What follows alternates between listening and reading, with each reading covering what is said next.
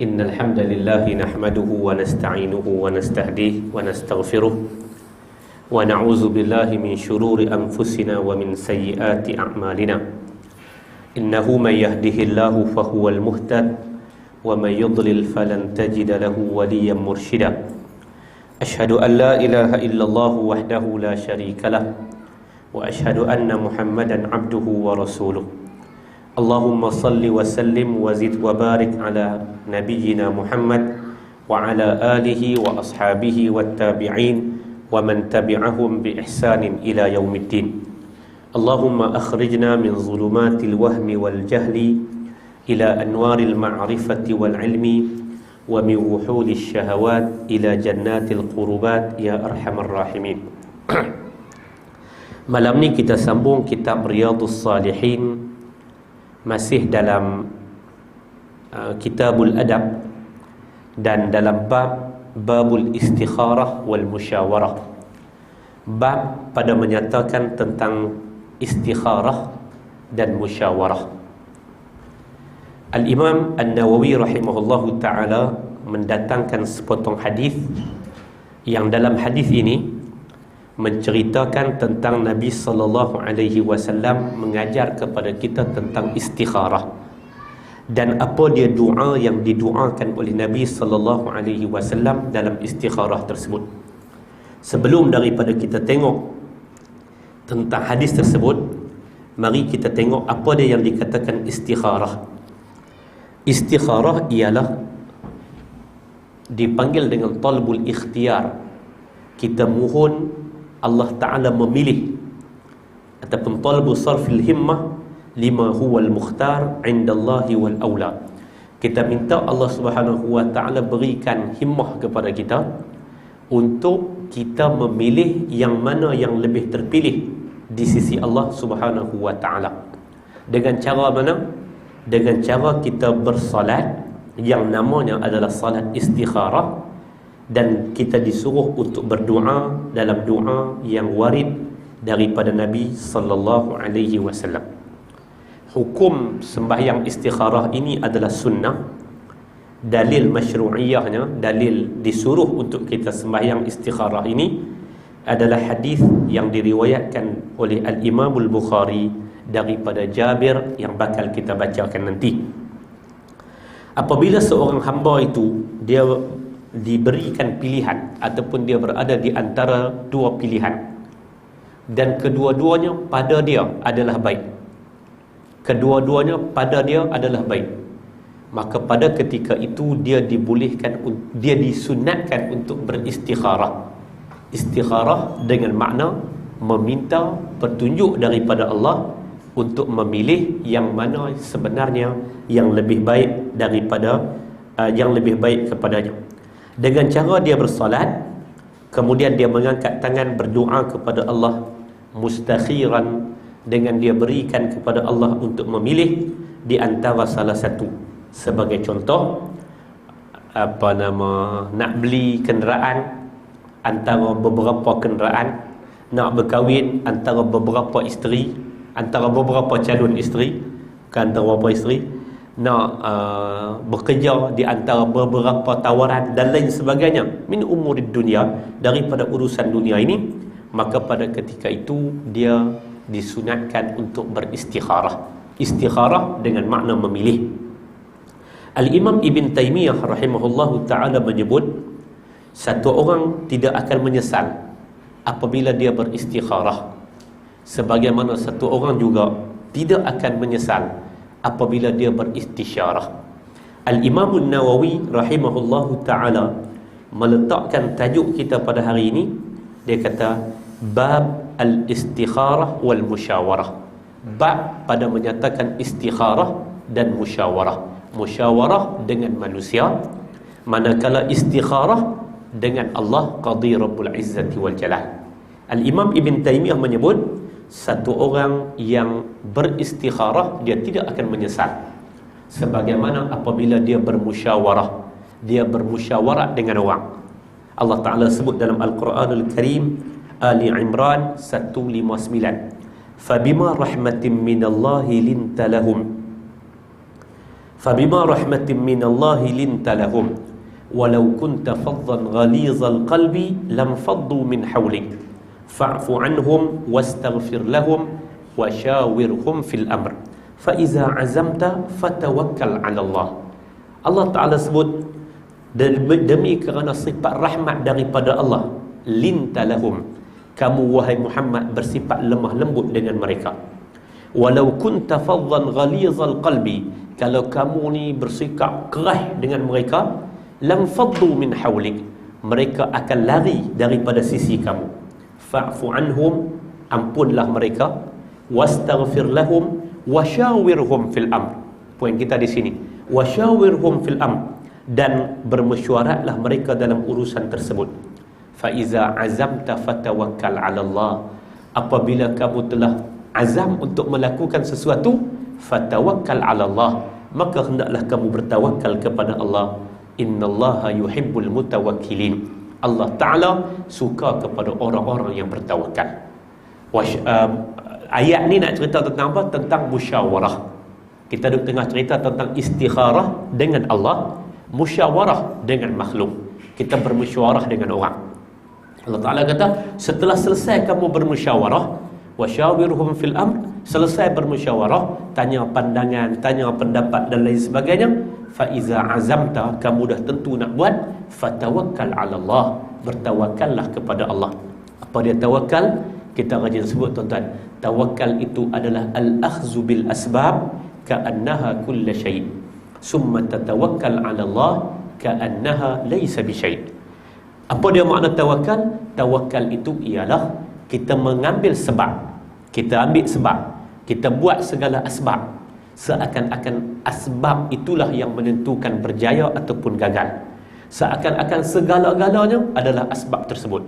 Summa tatawakkal 'ala Allah ka'annaha laysa bi syai', kemudian kita menyerah diri kepada Allah, tawakal, ka'annaha laysa bi syai', seakan-akan sebab tadi ini tidak memberikan sebarang kesan. Itulah yang dikatakan sebagai tawakal. Didahului dengan apa? Nak tawakal itu didahului dengan wasyawirhum fil amri, hendaklah kamu bermusyawarah dalam urusan, dalam menentukan apa-apa urusan, bermusyawarah dahulu. Ali Imran 159. Ayat yang kedua yang dibawa pada malam ini daripada surah Asy-Syura, wa amruhum syura bainahum, dan urusan mereka itu hendaklah dilakukan dalam keadaan syura di kalangan mereka.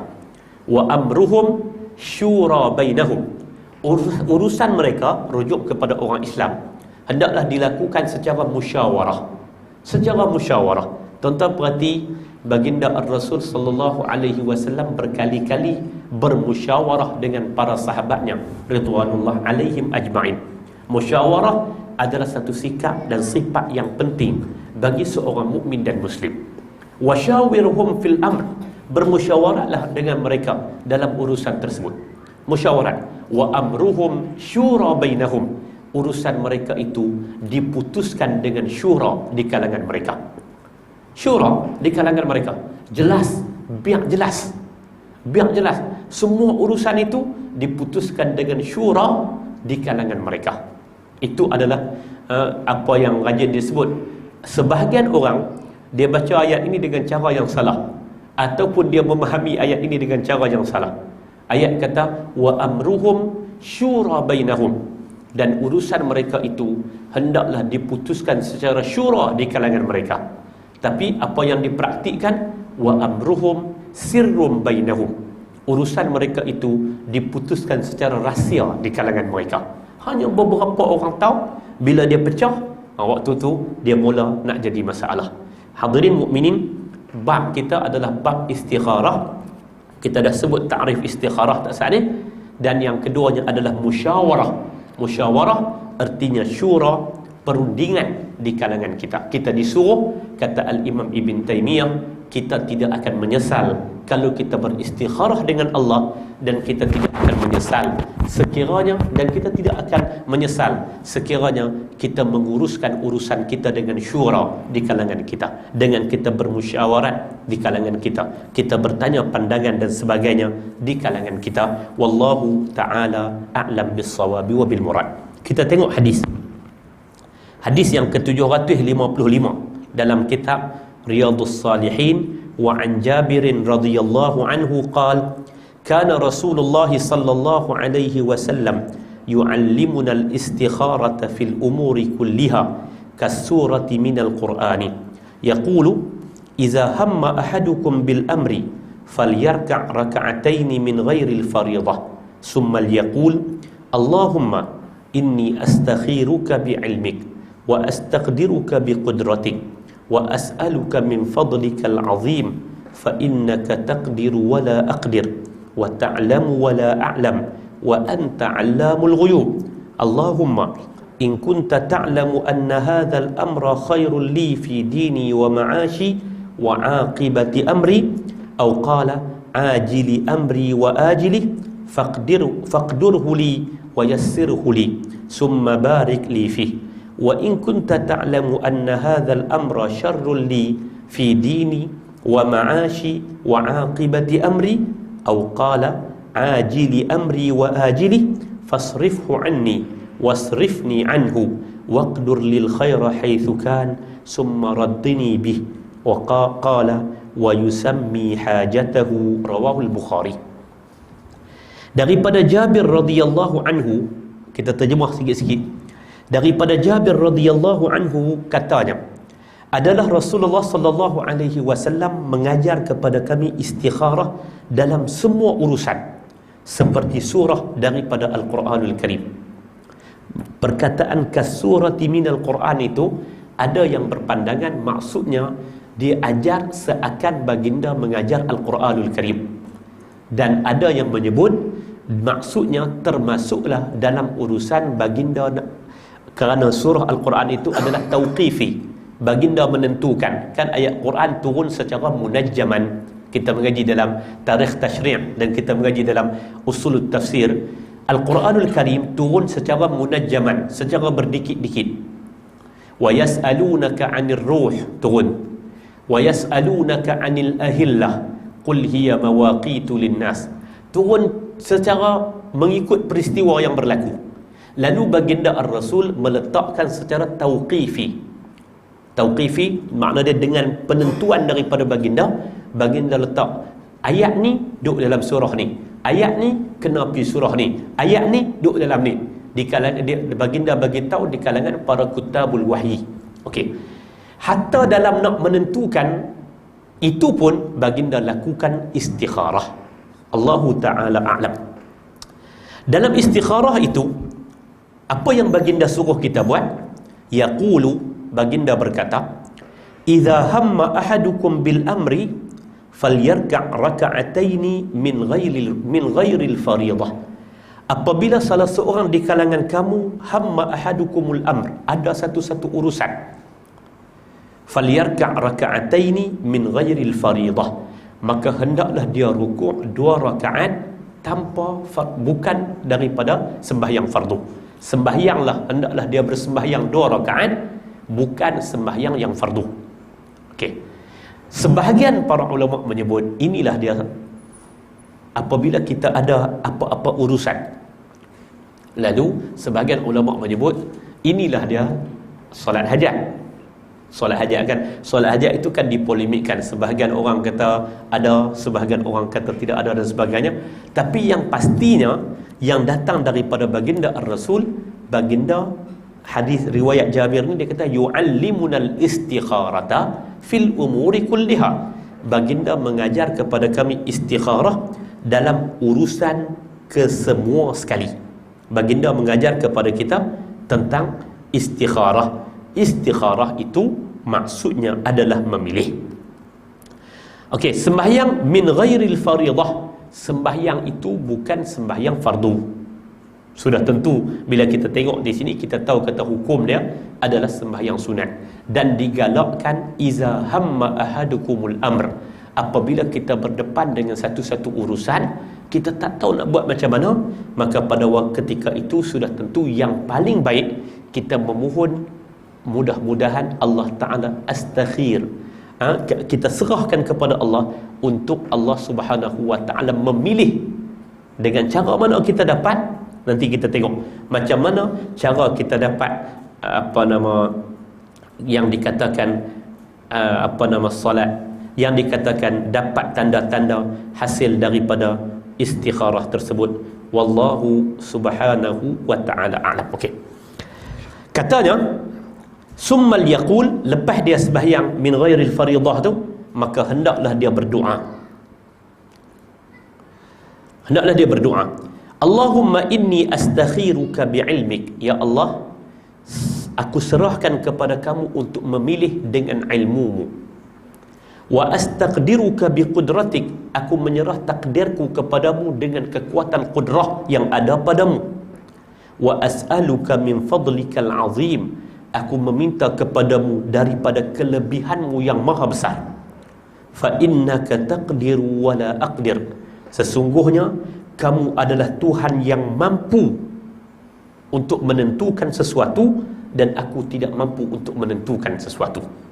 Wa ta'lamu wa la a'lam, sesungguhnya kamu adalah Tuhan yang maha mengetahui, aku tidak mengetahui.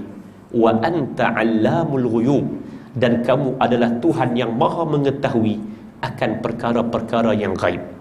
Okey. Bahagian pertama doa ni minta apa ke Allah? Bagi tahu kepada Allah tentang kehinaan kita. Kita tak ada apa kelebihan. Astakhiruka bi'ilmik, aku minta kepadamu ya Allah, buatlah pilihan dengan ilmumu. Kenapa dengan ilmumu? Fa innaka ta'lamu wa la a'lam, kamu maha mengetahui, aku tak tahu. Tuan-tuan, manusia pengetahuan kita terbatas. Kita mengetahui perkara yang lalu, tapi tidak semua perkara yang lalu kita tahu.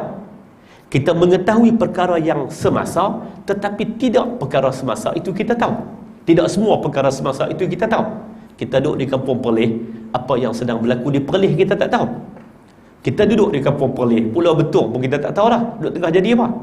Fa innaka ta'lamu wa la a'lam, kamu Tuhan yang maha mengetahui. Dan lebih daripada tu, Allah Ta'ala ni Tuhan yang macam mana? Allamul ghuyub, Tuhan yang sifat dia mengetahui perkara-perkara yang ghuyub, perkara yang gaib. Mengetahui dengan cara mana? Alam, maha mengetahui, sehingga tak ada kadarnya dan tidak ada hadnya. Allah Ta'ala ni maha mengetahui. Tuan-tuan, ada 3 nama Allah tentang berkaitan dengan mengetahui ni. Tuan-tuan buka sebagai contoh dalam kitab Fiqhul Asma' Al-Husna. Bila kita buka dalam kitab tentang mencerita, membahaskan tentang Asma'ul Husna, berkaitan dengan mengetahuinya Allah ini, ada 3 nama. Satu alim, Ain Alif Lam Mim, alimun. Satu alimun, Ain Lam Ya Mim, alimun. Satu lagi allamun. Ketiga-tiga ini membawa makna yang berbeza, yang kita terjemah ke dalam bahasa Melayu, semuanya menunjukkan bahawa Allah Ta'ala itu maha mengetahui. Dalam doa ini digunakan kalimah Allamul ghuyub, mubalaghah. Mengetahuinya Allah ini tak mengetahui segala-galanya. Allah Ta'ala mengetahui yang lalu, Allah Ta'ala mengetahui yang semasa. Allamul ghuyub, Allah Ta'ala juga Tuhan yang maha mengetahui yang akan datang. Fa innaka ta'lamu wa la a'lam, aku tak tahu, kamulah Tuhan yang maha mengetahui. Lalu aku minta supaya kamu memilih dengan pengetahuanmu, supaya ini adalah pilihan, supaya menjadikan pilihan ini yang terbaik untukku. Habis. Itu bahagian yang pertama. Itu bahagian yang pertama. Sampai Allamul ghuyub. Bahagian yang kedua doa ini, perhati lagi. Perhati patah demi patah. Allahumma in kunta ta'lamu anna hadzal amra khairul li fi dini wa ma'ashi wa aqibati amri. Perhati, lepas tu tinggal qala, tinggal tu wa in kunta ta'lamu anna hadzal amra syarrul li fi dini wa ma'ashi wa aqibati amri. Nabi ajak doa Nabi ni paling jami' dan paling mani'. Doa yang paling lengkap ni doa Nabi. Tengok Nabi kata apa?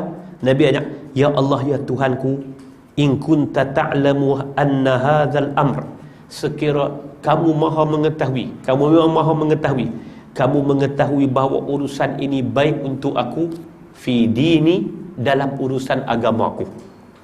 Kalau kita bawa contoh kahwin, kalau kahwin dengan dia ni membawa kebaikan bagi urusan agamaku, wa ma'ashi, dua, urusan kehidupanku, urusan kehidupanku, dan yang ketiga wa aqibati amri, dan akibat kepada urusanku, yakni masa depanku. Maka Nabi ajak kepada kita suruh minta apa? Faqdurhu li wa yassirhu li. Ataupun Nabi kata, au qala, ataupun Nabi kata, ajili amri wa ajilih, masa yang terdekat bagi urusanku dan masa depan bagi urusanku. Faqdurhu li, kalau tiga benda ni baik, urusan agama pun baik, kehidupan kita pun baik, akibat kepada urusan kita pun baik, faqdurhu li wa yassirhu li, ya Allah, takdirkanlah urusan ni untuk aku dan permudahkanlah dia untukku. Wa in kunta ta'lamu anna hadzal amra syarrul li fi dini wa ma'ashi wa aqibati amri, sekiranya kamu mengetahui bahawa urusan ni buruk untukku dalam bab agamaku ataupun kehidupanku ataupun akibat urusanku, ajili amri wa ajili, sekarang ataupun akan datang, fasrifhu anni wasrifni anhu, ya Allah, hindarkanlah aku daripada dia, hindarkanlah dia daripada aku, urusan ni hindarlah daripada aku, dan hindarkanlah aku daripadanya. Waqdur lil khaira haitsu kan, ya Allah, takdirkanlah bagi aku kebaikan di mana pun dia berada. Summa raddini bih, kemudian redhakanlah aku dengan apa yang kamu takdirkan. Tuan-tuan perhatian, hak bahagian kedua ni Nabi ajak kepada kita untuk minta satu-satu urusan tu dengan meletakkan objektif yang cukup jelas. Ya Allah, apa pun nak berlaku, mudah-mudahan dia baik untuk agamaku, mudah-mudahan dia baik untuk kehidupanku, mudah-mudahan dia baik untuk akibat urusanku. Kalau macam tu, kalau dia jadi baik untuk agama, maka ya Allah, permudahkanlah dia untukku, kemudian berkatikanlah dia untukku. Kita sebut tadi yang kata istikharah ni, kalau kita ada pilihan dalam apa-apa urusan dunia, kerana kahwin ke, nak nega ke, nak apa-apa pun, kita minta pedoman daripada Allah. Ya Allah ya Tuhanku, kalaulah dia baik untukku pada hidupku, pada hidupku, pada agamaku, dan pada akibat urusanku, kesan dan keputusan dia jadi baik, maka berkatikanlah aku.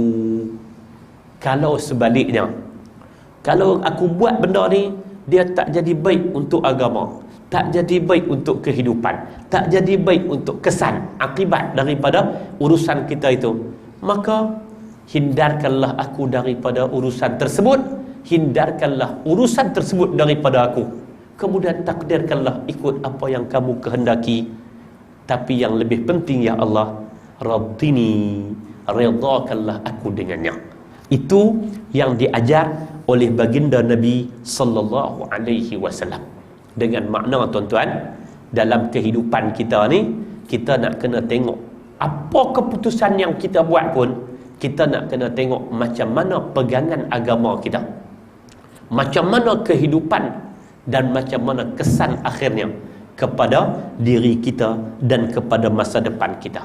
Kata rawi, wa yusammi hajatah, kemudian boleh dia menyebut tentang hajat dia, ataupun hajat dia, sama ada kita nak hajat macam mana dan sebagainya, itu boleh kita sebut hadis diriwayatkan oleh Al-Imam Al-Bukhari rahimahullahu ta'ala. Hadirin mukminin yang saya hormati sekalian, macam mana cara kita nak beristikharah? Macam mana kita nak beristikharah? Istikharatu Rabbil Alamin Azza wa Jalla alladhi ya'lam ma kan wa ma yakun wa ma lam yakun law kana kaifa yakun. Kita terus beristikharah bila kita duduk dalam hammal amr, kita nak buat satu-satu urusan, terus kita beristikharah kepada Tuhan, kerana Allah Qadi Rabbul Izzati wa Jalal, dia maha mengetahui apa yang telah berlaku, apa yang sedang berlaku, dan apa yang bakal berlaku, dan bagaimana kalau berlaku tu kesannya nak jadi macam mana, semuanya di dalam pengetahuan Allah. Ataupun cara yang kedua, istisyaratu ahli ra'yi was salah wal amanah. Kemudian selepas itu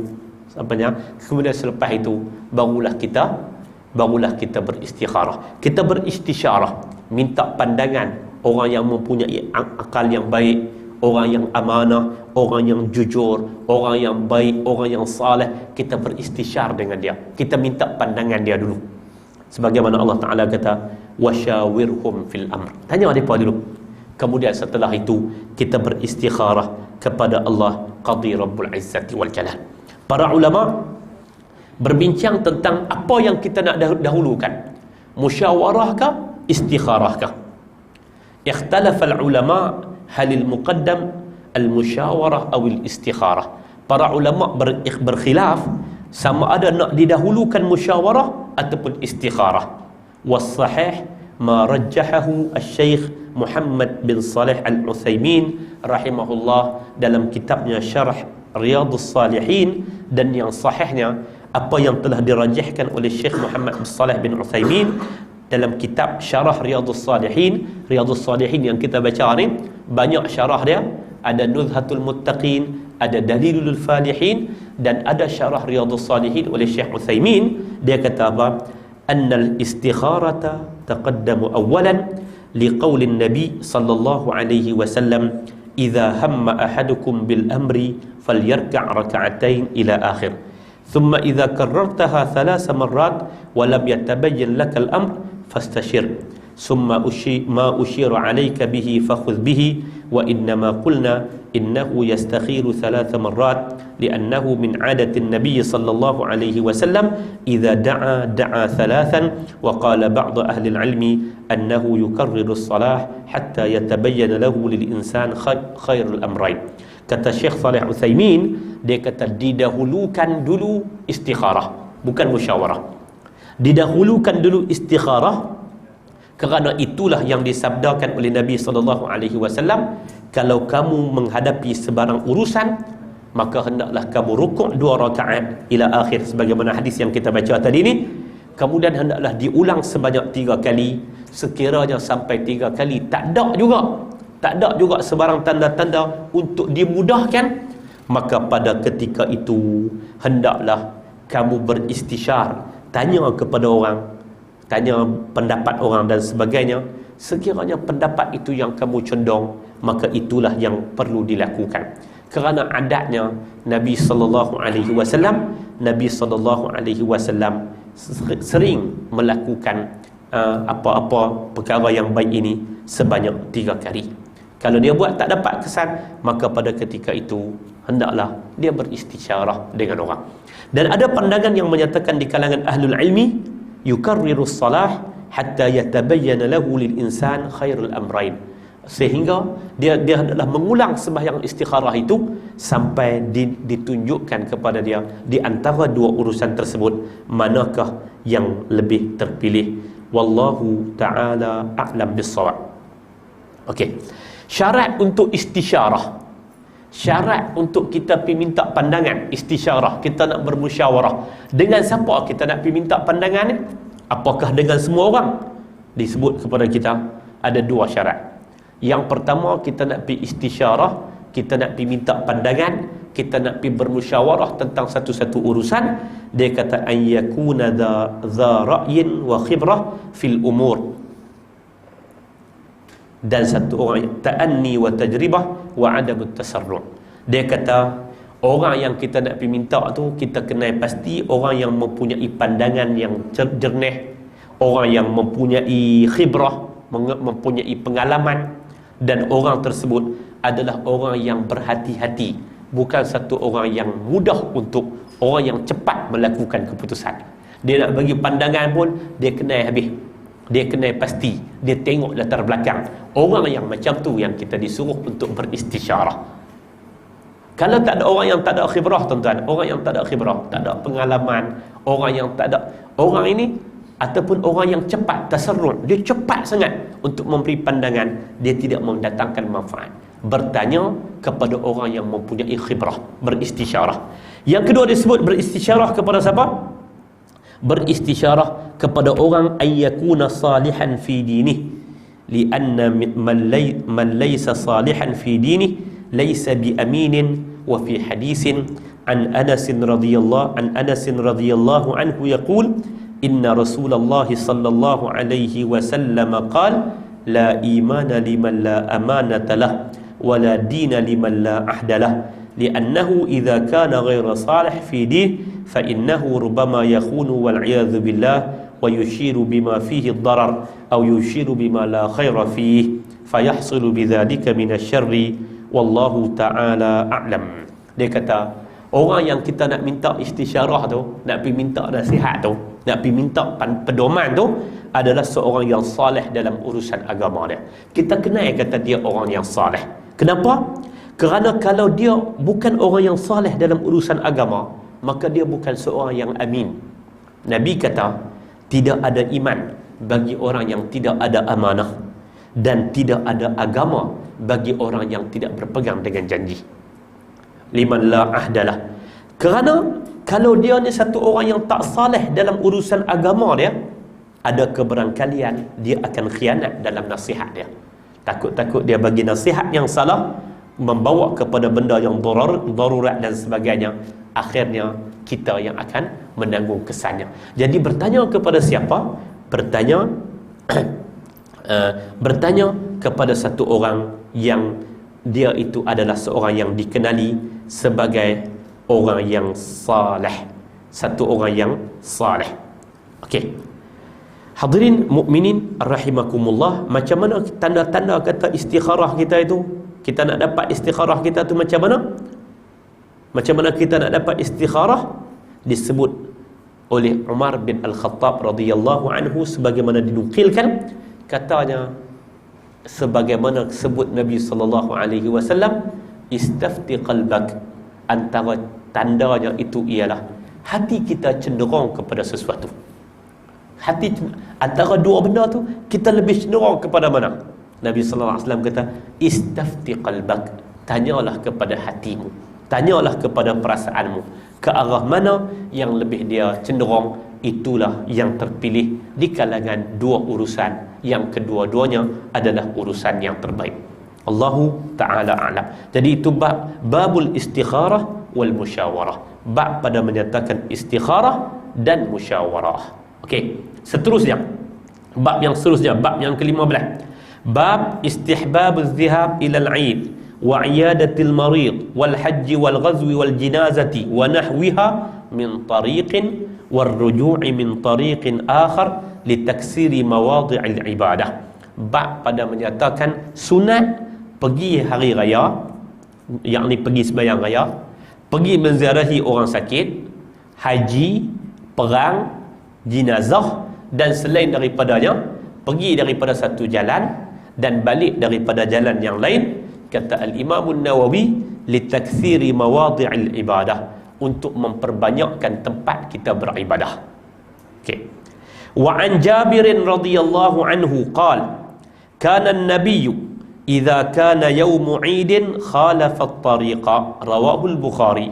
Wa qawluhu khalafa at-tariq yani dhahaba fi tariqin wa raja'a fi tariqin akhar. Dari Jabir radhiyallahu anhu katanya, adalah Nabi sallallahu alaihi wasallam apabila hari raya baginda akan bersalahan jalan. Khalafat tariq, bersalahan jalan. Apa makna bersalahan jalan? Yakni zahaba fi tariqin wa raja'a fi tariqin akhar. Dia pi dengan satu jalan, dia balik dengan jalan yang lain. Hadis diriwayatkan oleh Imam Al-Bukhari. Hadis cukup jelas.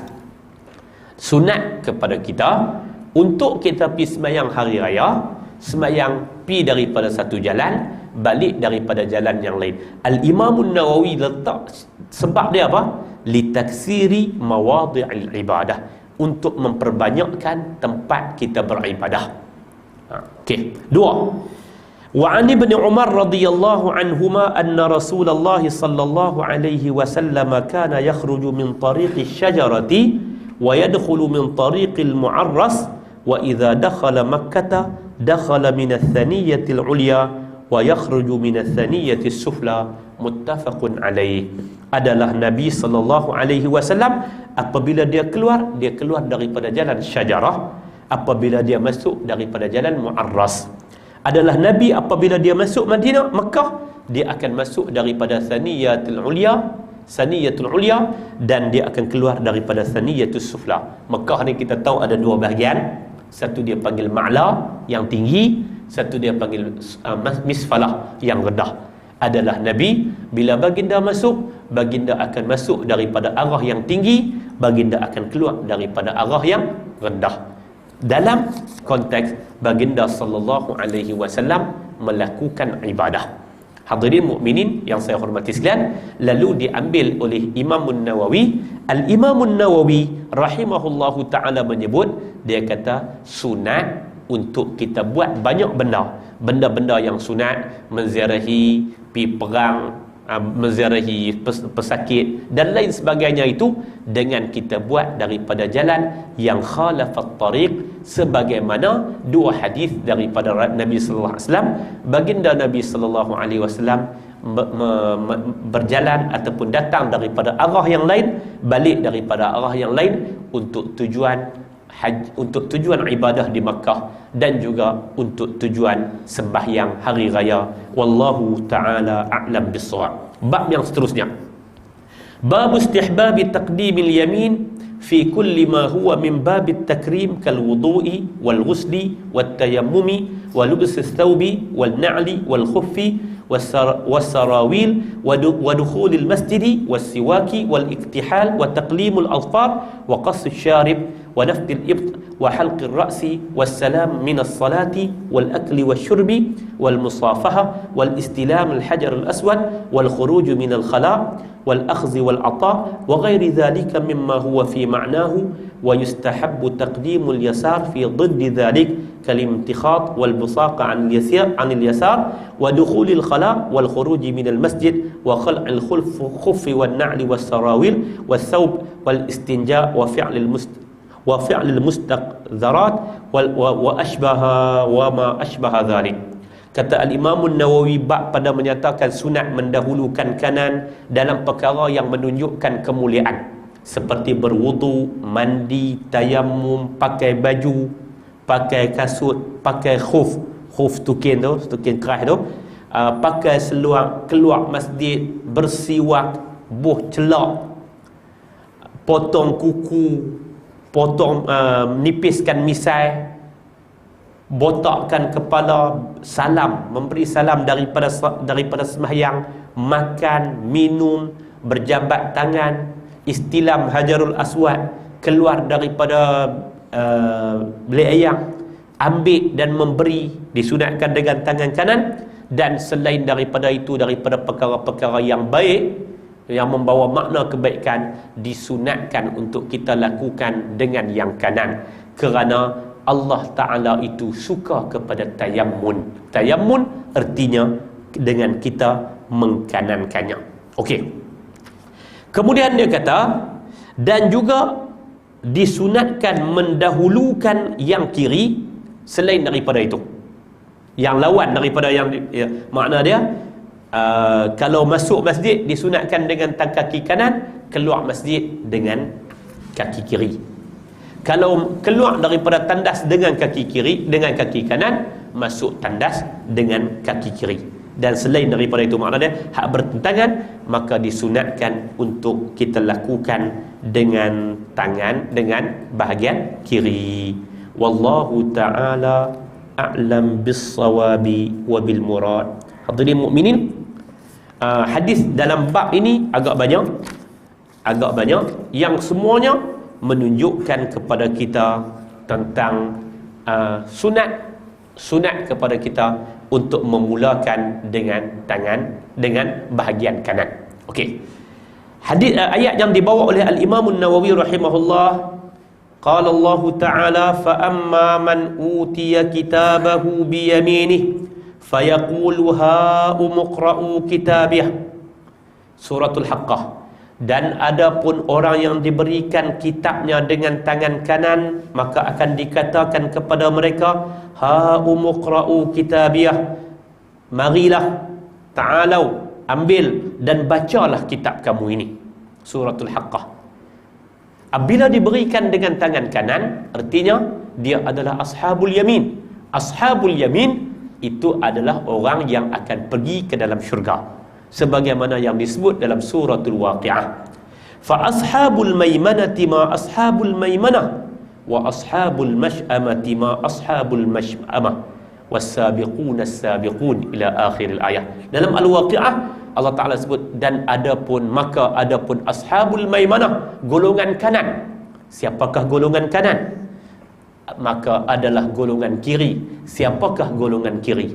Antara makna golongan kanan itu adalah as-sabiqun as-sabiqun, orang yang berlumba-lumba, orang yang mendahului melakukan perkara kebaikan, mereka akan diberikan kanan. Kenapa Al-Imam An-Nawawi bawa ayat tentang golongan kanan ini dan juga orang yang diberikan kitab dengan kanan? Nak menyebutkan tentang Allah Ta'ala menyukai golongan kanan. Allah Ta'ala suka kepada golongan kanan, dan istilah Al-Quranul Karim, apabila golongan kanan, ashabul yamin, itu merujuk kepada ashabul jannah, kepada ahli-ahli syurga. Okey, kita tengok hadis. Hadis ni pada banyak yang menyebut tentang kebaikan-kebaikan melakukan sebelah kanan, jadi kita baca agak cepat insya-Allah.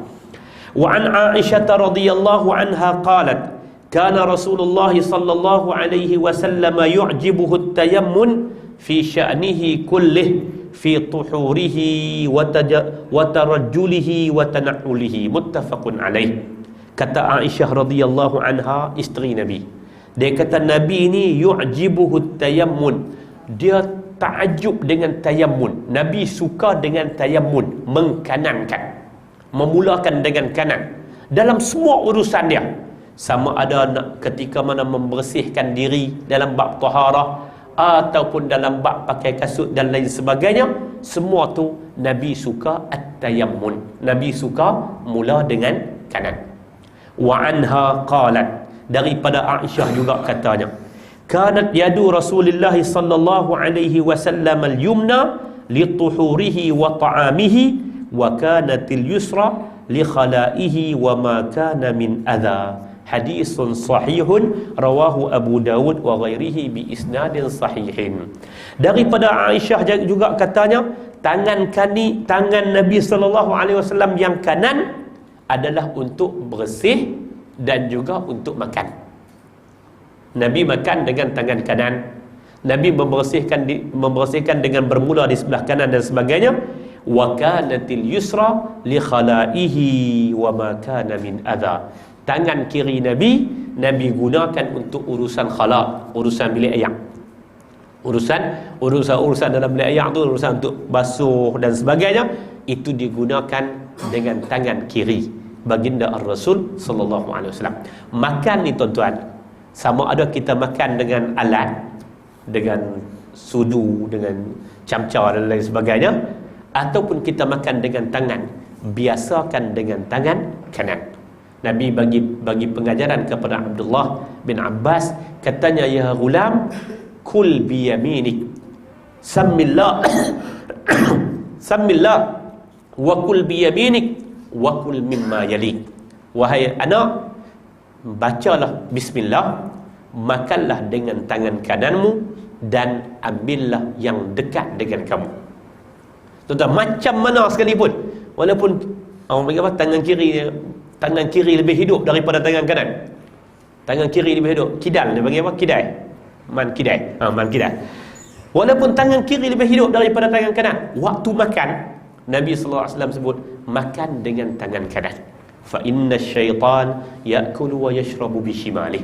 Kerana syaitan makan dan minum dengan tangan kirinya. Saya ada 5 orang anak. Anak yang bongsu tu nampak macam tangan kiri dia hidup. Tangan kiri dia hidup. Setiap kali nak makan, adik, kanan. Hak ni setiap kali. Umur 2 tahun dah. Tiap-tiap hari, tiap-tiap soalan yang sama.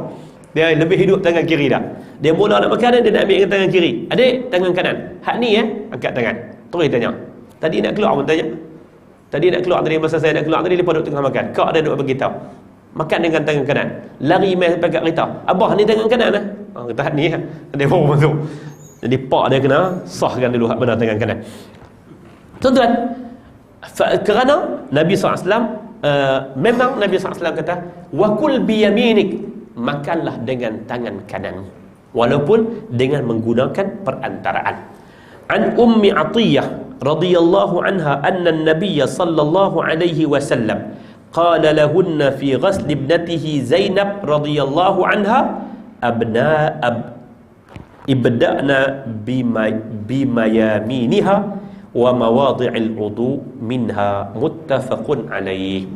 Ummi Atiyah radhiyallahu anha dia kata adalah Nabi berkata kepada mereka ketika mana mereka memandikan anak Nabi yang bernama Zainab binti Muhammad sallallahu alaihi wasallam.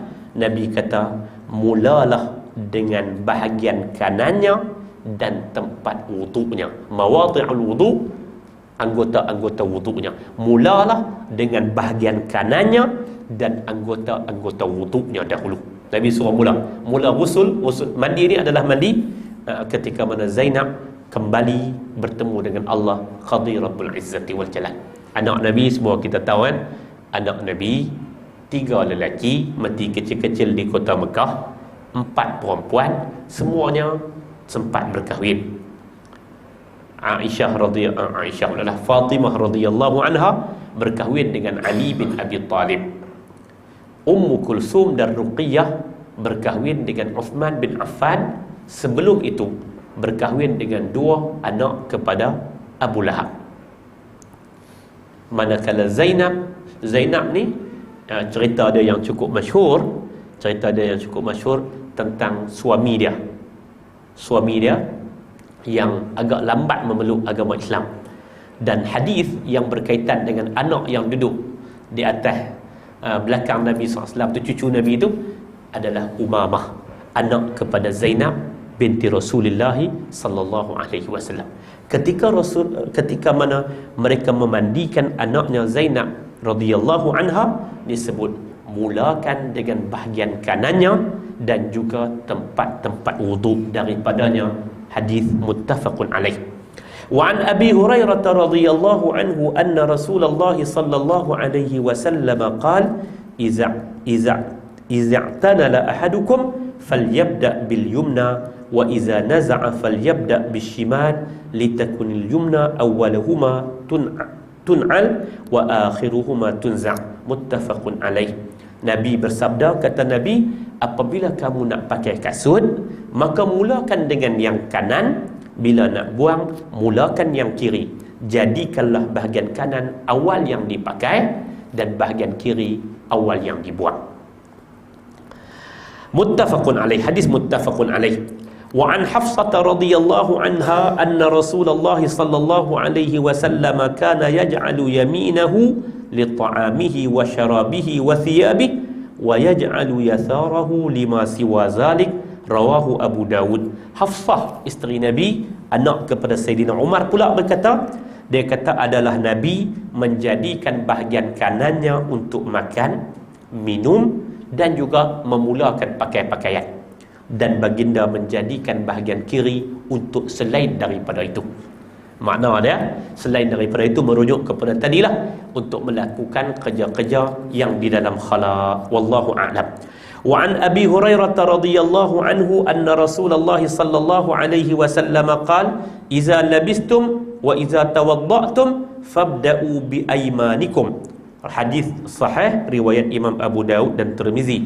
Nabi bersabda, apabila kamu pakai ataupun apabila kamu berwuduk, maka mulalah dengan bahagian kanan kamu.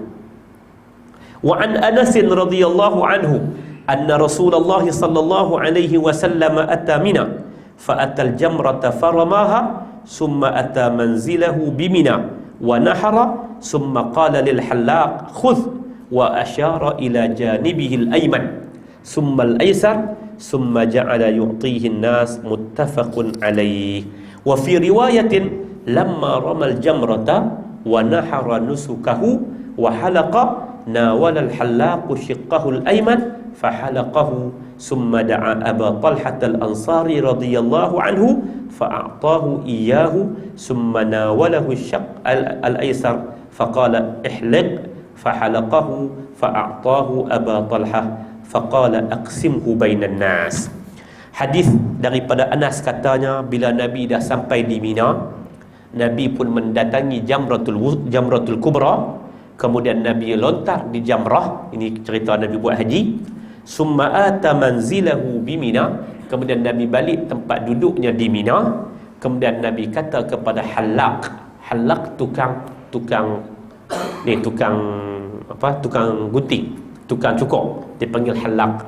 Nabi kata kepada Halaq, ambil, yakni Nabi letakkan bahagian kanan. Nabi kata bermula di sini, lalu dicukur di bahagian kanan, summal aysar, kemudian bahagian kiri, summa ja'ala yu'tihi nas, kemudian Nabi bahagikan rambut itu kepada manusia, kepada orang yang mai. Hadis yang dalam riwayat yang lain disebut lepas Nabi lontar di jamrah, Nabi korban, kemudian Nabi pun panggil, serahkan kepala dia kepada Halaq untuk memulakan di sebahagian kanan. Kemudian Nabi panggil Abu Talhah al-Ansari, Nabi bagi rambut tu kepada dia. Kemudian bahagian kiri Nabi panggil sekali lagi Abu Talhah, Nabi bagi kepada dia.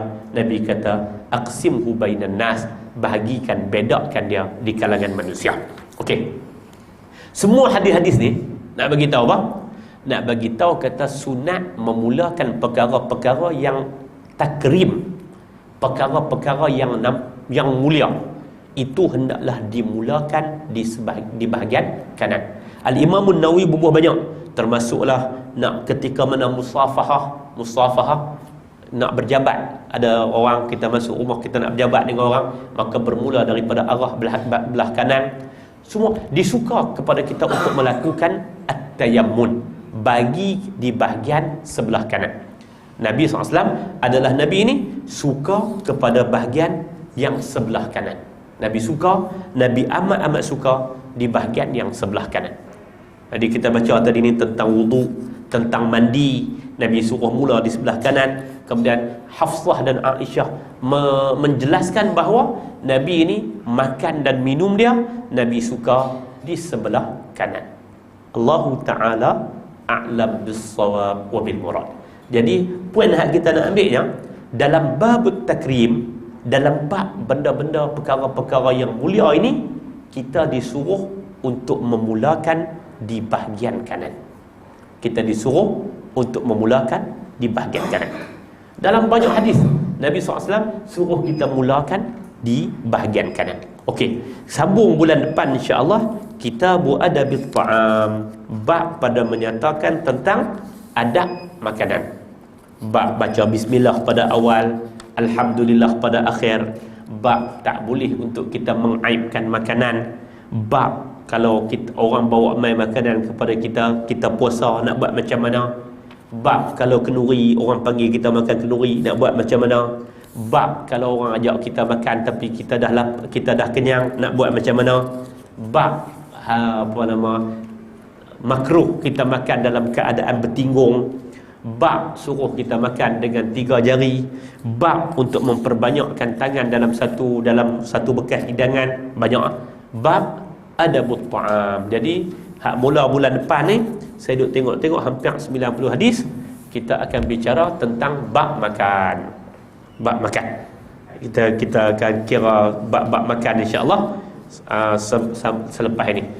Bab nak buih dalam minuman dan lain sebagainya, itu semua akan ada dalam selepas ini. Jadi tuan-tuan hadirin mukminin, kena waktu ni kita mula dengan istikharah tadi ni, kemudian bab sunat untuk kita pi dan balik daripada jalan yang lain. Depa kita tak seronok langsung bila cerita tentang istikharah dan musyawarah, dalam orang duk cerita tentang bai'ah dan zumpah. Ada SMS tadi kata ustaz, ulahlah sikit malam ni tentang bai'ah dan sumpah. Satu daripada Fadli satu lagi, dua lagi daripada siapa kan dia bertanya ada live tak malam ni. Depa kata ulah sikitlah tentang sumpah dan juga bai'ah. Saya tak tahu nak ulah ke mana, banyak sangat dah orang ulah. Jadi saya kira ulasan Ustaz Ahmad Jalani semalam ni kira saya terima pakai.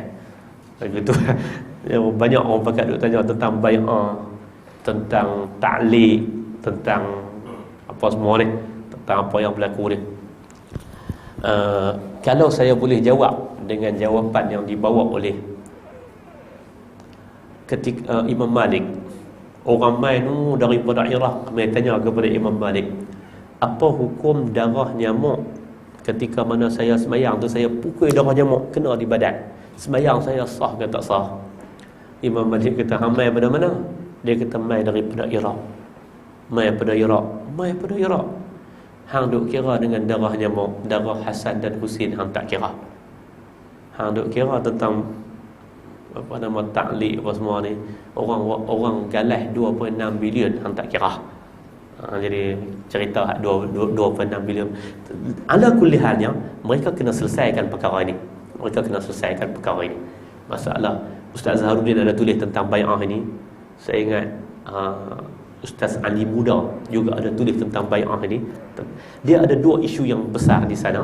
Satu isu bai'ah, satu lagi isu ta'liq, yang ada pelbagai pandangan ulama berkaitan dengan ta'liq. Dan biasalah tuan-tuan, ulama ni dia ada qaul qadim, dia ada qaul jadid. Termasuk satu orang yang menulis tentang apa nama ta'liq ni, dia tolak sepenuhnya ta'liq. Termasuklah ta'liq yang kita baca selepas mana kita akad nikah tu. Dia tolak habis. Sekarang ini saya tengok video dia tadi, dia di antara orang yang menyokong kuat ta'liq pula lah. Jadi kita biasalah qaul jadid dan qaul qadim biasa. Jadi nampak ngayuh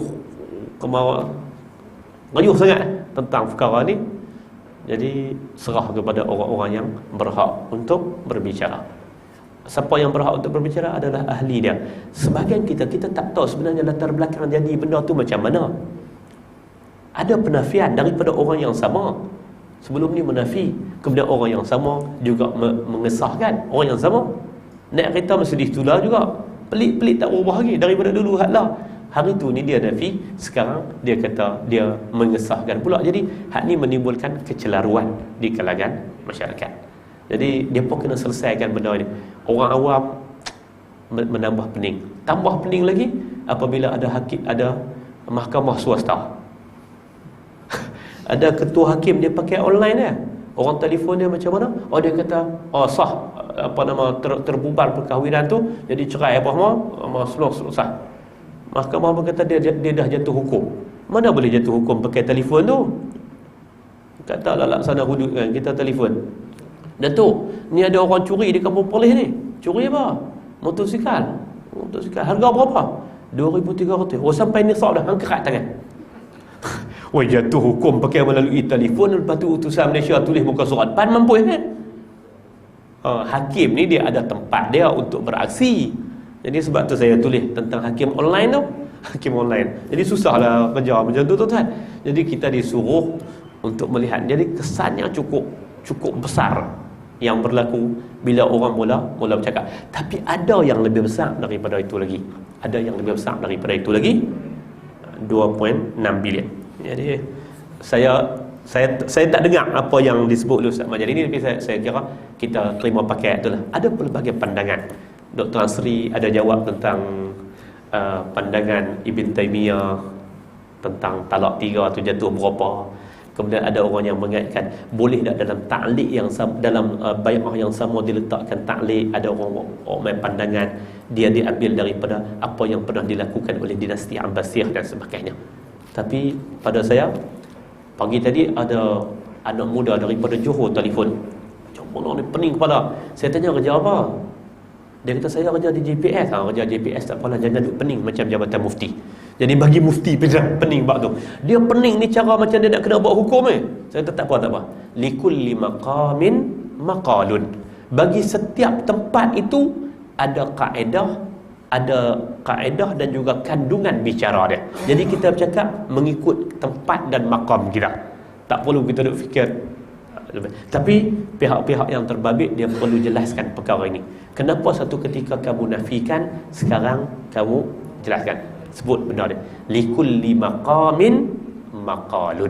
Bagi setiap tempat itu ada kaedah dia, ada cara dia, ada kandungan dia untuk berbicara. Jadi mudah-mudahan ada manfaat dia. Mudah-mudahan ada juga hantar SMS tanya hak baru ke hak lama. Tuan-tuan, terserah kepada tuan-tuan. Duduk di negara demokrasi dan tuan-tuan punya hak untuk memilih. Ustaz pilih hak mana? Rahsia.